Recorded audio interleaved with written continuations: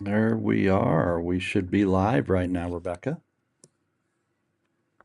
So let's test this out a little bit and see if why don't you say something, and then we'll see side.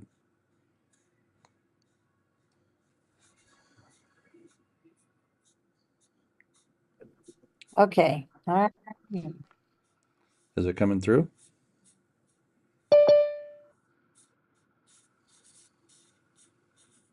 Yep. Is it coming through?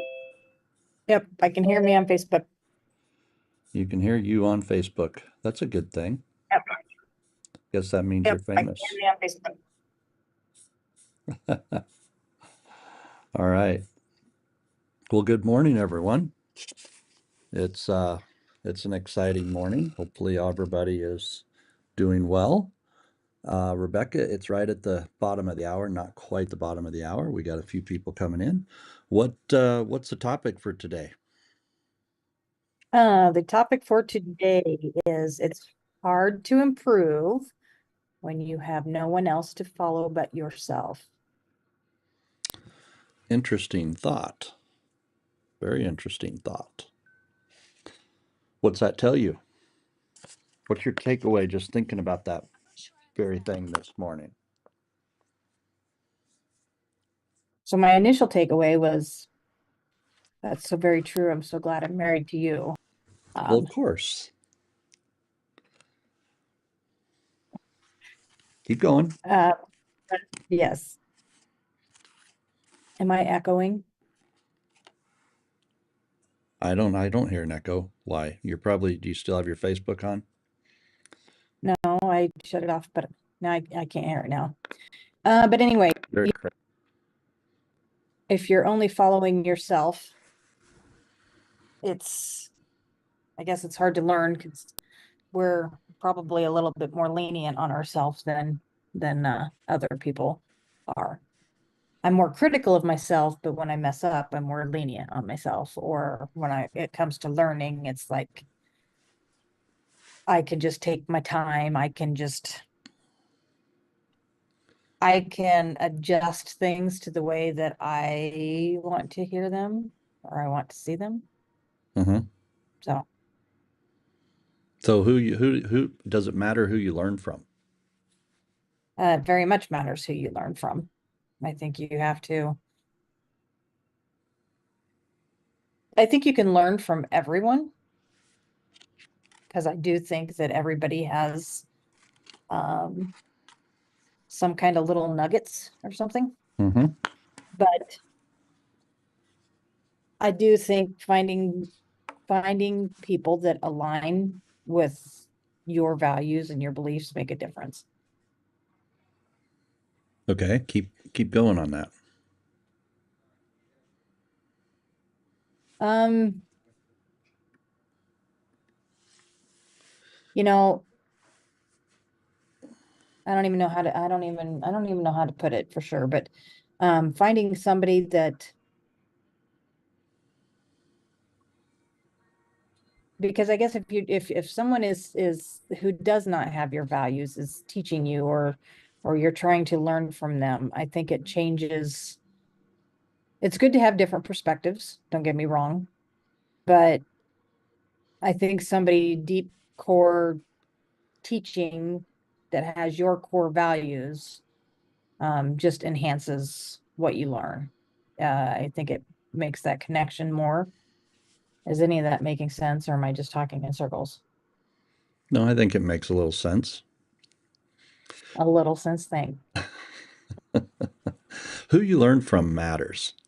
So go back to the topic of our call today. What's our topic? Well, it's hard to improve if you are the only one you're following. Yes, if you're the only one you're following, it's hard to improve, right? And you're not going to get that improvement unless you're following great people. The question is, what do you want for greatness in your life? What is it that you're called to? Who are you called to be? And that's who you want to start hanging around with. You want to bring in mentors that are going to help you achieve the calling in your life. What is that calling? What are you called to be? Who are you called to learn from? What are you called to do in your life? And you look back, there's all kinds of stories. We've all read these things before, of older people who look back with regret. And we've all heard that before, right? And when you look back on a life of regret, you have to ask the question, why is there regret? Why are they looking back going, I wish I would have? Well, it comes down to choices, but a lot of people, I think, struggle to understand what they're called to do. They struggle with understanding who they are. They struggle with understanding their gifts, their talents, and the purpose behind those gifts and talents. And I think if we don't understand those things, then we're going to question, who are we supposed to learn from? What should we be learning? And that's part of what we have to really look at. We're created to collaborate with other people. We're here on this earth to be able to work with everybody else. We're not here, to realistically, we're not here to compete. Competition can be fun. It can be, it can get a laugh here and there. We can, raise ourselves up a little bit through competition and strengthen ourselves through competition. But at the end of the day, we're created to collaborate. That's what we should be looking for in our life. Who are the people that we're going to collaborate with? Because that's going to determine who you're following, who you're learning from, how you're developing your mindset, your belief systems. Those are the kind of things that are going to help you achieve massive goals and success in your life, if that makes sense. So those are the things that I recommend we look for is, how do we find those things? Who do we find those things through? There's a lot of leadership trainers out here, and we have chosen John Maxwell as our mentor in the leadership space, and we have a couple others in the business space that we follow. When there's thousands and thousands of options, we choose only a couple. Why? But like I said, we do take little nuggets from other people Well, of course we do. because, and this is going to go back. Like I've always said, I have a hard time learning from Grant Cardone. Now, does that mean that Grant doesn't have anything of value? No, that's not true. He does. I mean, some of the stuff he does, and when he's not on, I can hear him. But when he is on, I can't learn from him. I have a very hard time learning from him. But it does, like I said, it doesn't go back to say that he doesn't have anything to teach, because he does have some very good points. But it's just like we were talking yesterday, and when we when our children go to school, when they go to school, we teach them, uh, these are your teachers. You be respectful. You do as you're told. You, you listen to them. And if you have a teacher that is teaching, um, I guess, things against your family values of what you've taught your children or something else, um, you have to decipher, and that learning comes from home, so it comes from home, but then they also have to figure out their own purpose, and who they are later. But it is hard when you have somebody who you are told to listen to and respect and treat with respect, who is kind of teaching things against what you may personally believe. I know a lot of high school kids struggle with, they're getting this teaching here and then they get this teaching here, and they're two opposite things. And it is very hard and confusing. And so they have to figure out what is true to them, and who to listen to, because you're going to get, through your life, you are going to get teachings from all kinds of different people. What And I so how think do you what do have you, to what do you mean when somebody needs to identify what is true to them?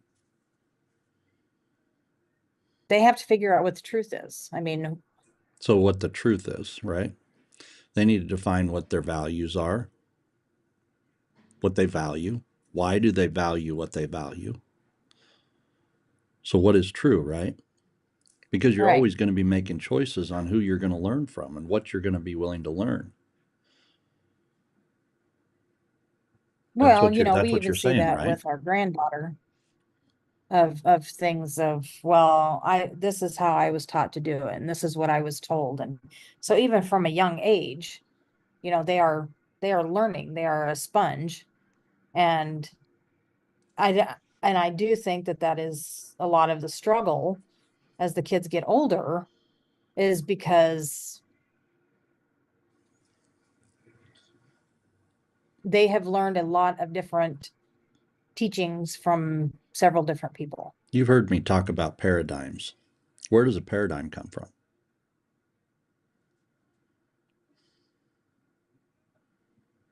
Your subconscious, It comes from your belief system. Why do you believe what you believe? because that's what I mean, You have it learned does, something, right? you're taught that. You've learned something. You've been taught to believe something. The real question is what you've been taught to believe, is it or is it not true? Does it align with your Well, values? absolutely, you have to decide what that truth is. You have to be the one to evaluate. And there again, it comes into who are you learning from? What are you learning? Why are you learning it? One of the things that I've come to realize over the years, and you made the comment that, kids are like a sponge and they take everything in. They do. The question is why? Why do they do that?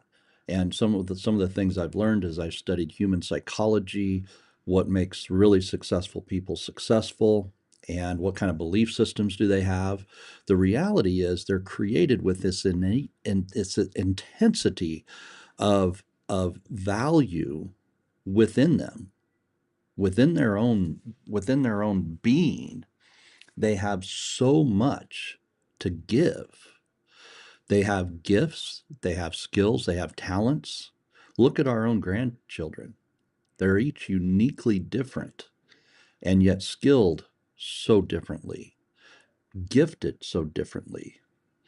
And the cool thing is, and this is the question of teachers and educators, are we able to draw out of that student their giftedness and their talent?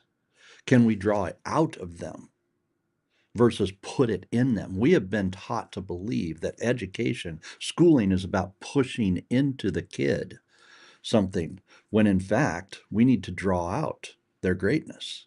We need to draw out their greatness because that's what they're going to be able to build on. That's what they're going to be able to make their their foundations of life on, is what they have been created to be great at. And that's part of the missing element. So question is, do you surround yourself with people that draw out your greatness, or do they just instill things that you feel like you might not qualify for, you might be missing, or you're going to be graded by? You know, that's what we have to ask ourselves, is who are we surrounding with that can draw out our greatness? That's a big difference. That's a big difference. And that's what I'm looking for in my own life, is who can we find? Who can Kylan find to help me become all that I was created to be, to fulfill that purpose in life? Does that make sense? Hmm. Absolutely. And when you really start looking at that and you're able to start saying, I'm created on purpose for a purpose. What's that purpose? Who can help me find that purpose? Where am I going to find the answers to fulfill that purpose? Where am I going to find the direction, the roadmap, the elements to put all this stuff together, so that when I look back at my life and I'm in my older days, I'm having my 85th birthday and I got all my friends and family and relatives and all my colleagues around me, and we're celebrating this big birthday, I can look back and say, man, I've been successful because I've fulfilled my calling in life and fulfilled my purpose. How do we do that? Who do we surround ourselves with to make sure that happens? That to me is what we're talking about. Who are you following? Who are you learning from? Who are you growing with? Who's growing with you, right? Who are you giving and feeding into others? All these things go very much together. So that's kind of my take on it, is we have to, include others. So I'd love to hear some thoughts. I don't know who we have on Zoom today, Rebecca, but I'd love to hear some thoughts from some people while I'm eating my breakfast. Well, when I saw the topic of kind of leading yourself, the the part about leading yourself you have to be careful of is you end up chasing your tail. Um, and being the Lone Ranger for as long as I had been, um, I had to rely on my faith pretty much.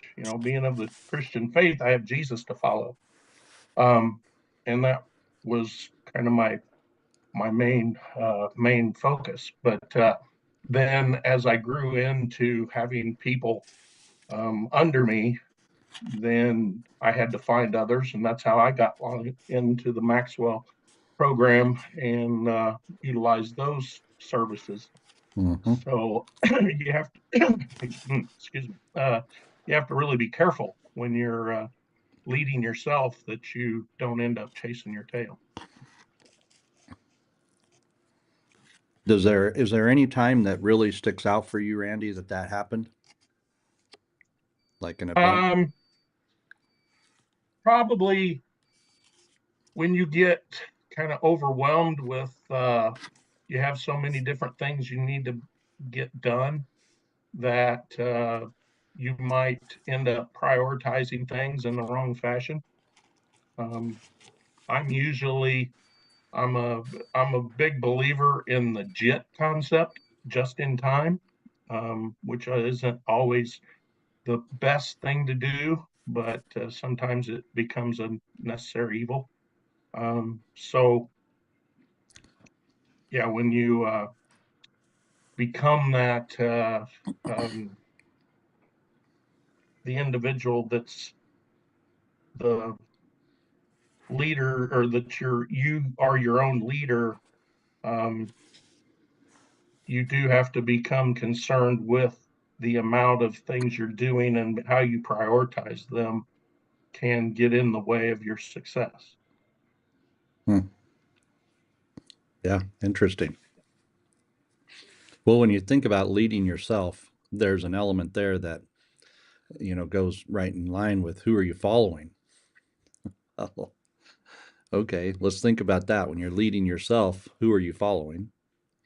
And Right, what are you learning? Because really, all you're following at that point is what you've learned and what you put into your heart and to your mind, and what you've developed within. That's what you're following. right. Or Well, and I think a big you thing might to be think about following it. an idea that's not true. That's exactly right. Exactly right. You may be following an idea that's not true or healthy and not even realize it.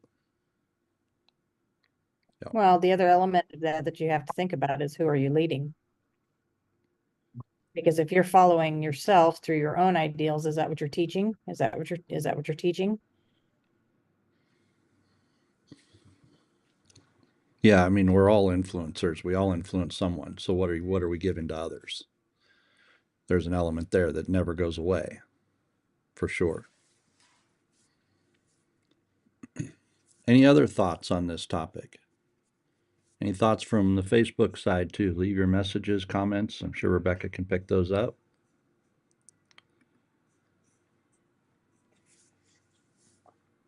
No, good stuff.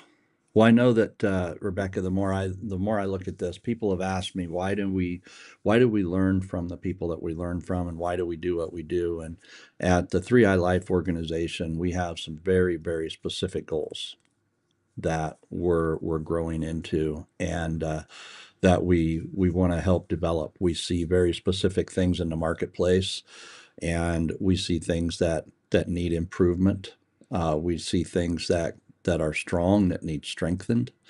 Um, we see a lot of positives in the marketplace. I can tell you honestly, when I look at young people today, when I see the younger generation coming in today, I'm actually very, very encouraged.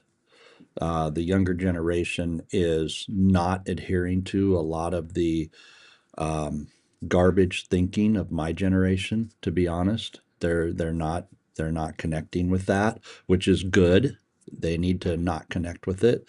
And it's interesting as I see the generation come in, how they want to do things different than what our generation did. And sometimes it's so easy to get caught up in what we have always done and what we've always known that it's hard to see the possibility of the next generation. But I'm very, very excited about it. I really am. With those that really want to work. Now, those who want to, hibernate at home and, play games and this and that and the other, that's not going to work. That just doesn't align with reality and success. However, to be able, these younger people that want to really go out and make an impact, and they're looking hard for ways to make the world a better place and to have an impact in it. I'm excited about them. I really am. And I think there's so much more potential in what we see coming forward than what we've ever had in the past. However, now that comes down to us. What are we giving? We're going to create the followers. We're going to create this. And as you said, who are we leading? That's a huge one, because we have to be able to look at that and go, wow, what can we do with this next generation? It's on us. Excuse me. It's on us to determine, how we're going to lead that generation. Yep. And that's not always easy. Kylan, if I could echo that, I'm really excited about finding meeting young people that are excited about making an impact, whatever Mm-hmm. job that ends up being. We had here this last fall, we had a whole group from a college uh, student agriculture organization here at our office, and we kind of gave them a show and tell of what we do, Mm-hmm. and just the energy that they had of wanting to learn. And I kind of explained why we do what we do, and they're like, my goodness, that makes a lot of sense, and how do we build upon that? And this, and so they um this younger generation is not like when I was a young generation. I tended to wait to be told what to do. That was Mm-hmm. just how we were raised back in the 60s and 70s, and that we just kind of waited for guidance. But this younger generation is looking to lead, and they're asking questions of, well, why do we do it this way? Mm-hmm. And it's energizing to me as a Yeah. 60-year-old. Yeah. No, I would totally agree. And I look back at, what this younger generation brings to the table. And I look back, like you said, to our own past when we were there. There's just a lot of things that are different right now. And I'm very excited about this generation and where they can go. And it's still gonna come down though, Randy, as you can attest. How are we gonna develop their leadership? The problem is that I see in our generation, Randy, is there's not a lot of really great leaders. I see a lack of leadership in our generation, and I think that needs to be something that we're aware of and raise up our leadership potential so that we become the people that are worth following. What are your thoughts? Oh, by far, it's I would never say that I'm a tremendous leader because I'm continuously learning, but um, if we don't take on that mantra of, hey, there's not enough leaders, just look in our government. Um, we're living in, as John Maxwell, I've heard him say several times, we're living in a leadership vacuum.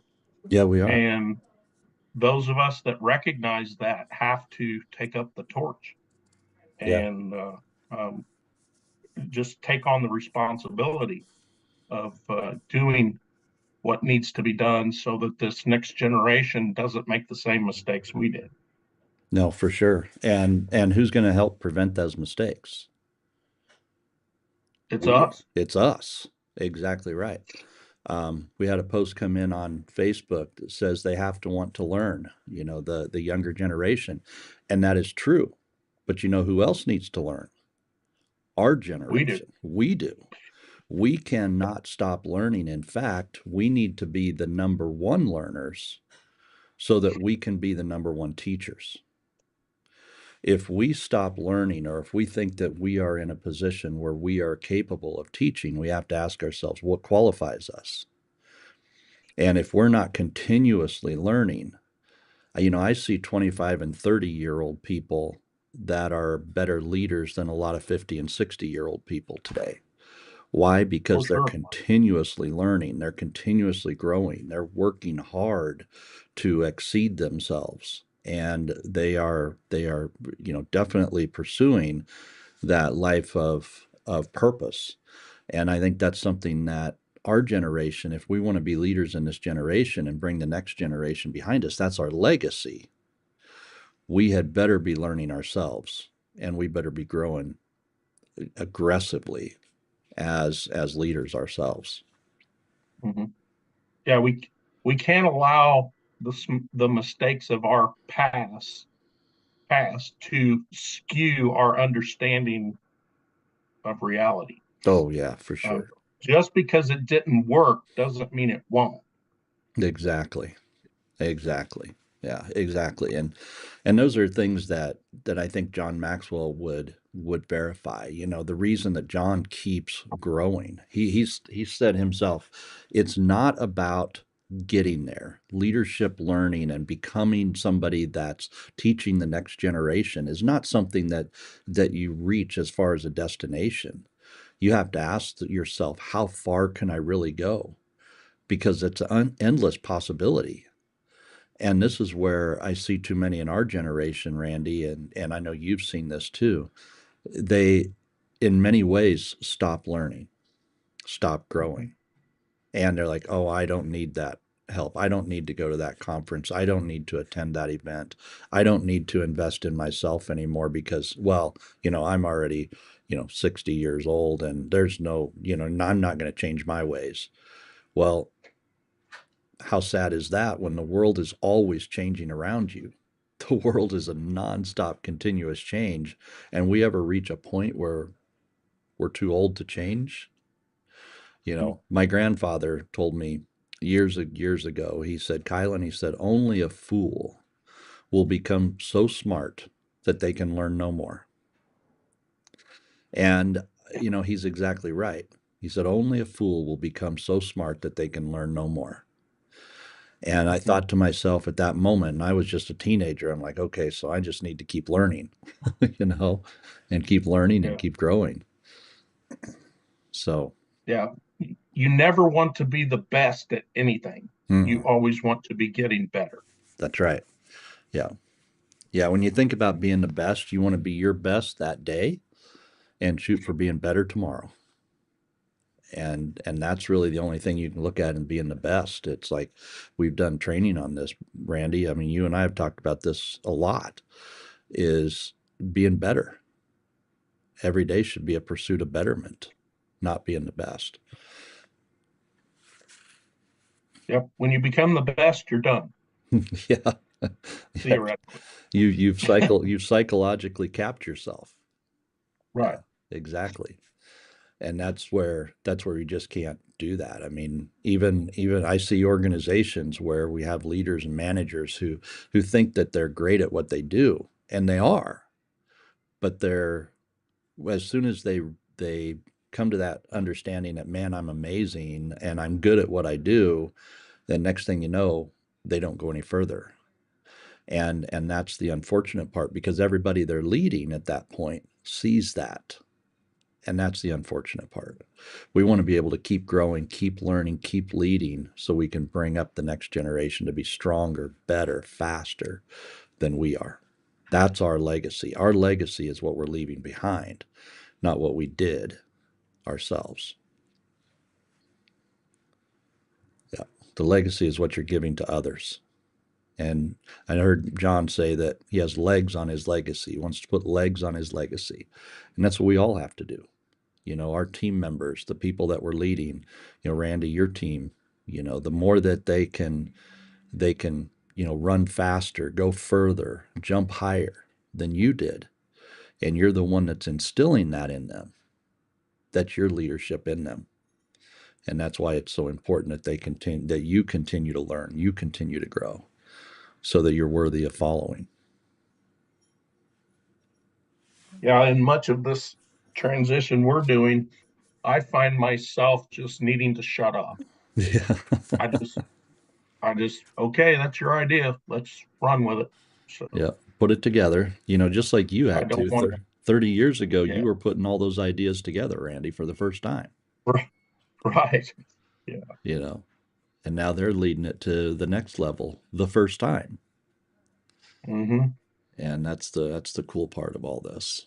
So, well, Rebecca, what are your thoughts as we wrap this down today? Just gotta find somebody to follow, that helps you grow, helps you move in the direction that you're wanting to go. And, it may not be the first one that you find or the second one, but look until you find somebody that connects with you to help you move forward. Yep. Yep. No, exactly. And it's important for us in our generation, those of us that are leading other people. It's important for us to remember that those that are learning from us are going to learn different than us. They're going to learn in a different way. We've talked a lot about it, Rebecca, that this generation that we're leading right now has never known a world without technology. They've never known it. Back in the days when you and I were first dating and we were getting together and I was gone a lot, and I mean you had to go completely out of your way to find a phone, connect with you. And now people I are connected nonstop. I Nonstop. think I actually have some handwritten letters and cards from you from Yeah. back. I mean, Yeah. they're old and they're kind of dusty, but I actually think I have some Yeah. correspondence from Yeah. you. And that was the, back in the day. I mean, it was writing letters. It was, having to go out of your way to find a phone, and even 100 years ago is different than that. And so each generation goes through their thing. The generation that we're leading now does not understand a world without that technology. So we have to ask ourselves, how are we learning and growing and changing to adapt to the leadership required of this generation? And that to me is huge. That is on us to learn and to grow. So I think that's what I would leave us with today is, who are we learning from that we can learn into the next generation? And the next generation's asking the same question. Should I learn from this person or not? And that's something for us to be, take very seriously. So, Yep. all right. Well, thank you, everyone. Rebecca, do you have a topic for next week? Do you know what it's going to be yet? No, I don't have it pulled up. Okay. Well, watch your email. And I know we're having some issues with spam emails, and I'm really, really getting frustrated with that. I don't know what's happening. I think Rebecca's still working on it. Even my own emails are going there, and hopefully we can get that stuff fixed for you guys. But keep a watch out for us. If you don't see our content, reach out to us directly, and we'll be there to help serve you guys. All right. God bless. Make it awesome. We'll see you here next week. Bye, everybody.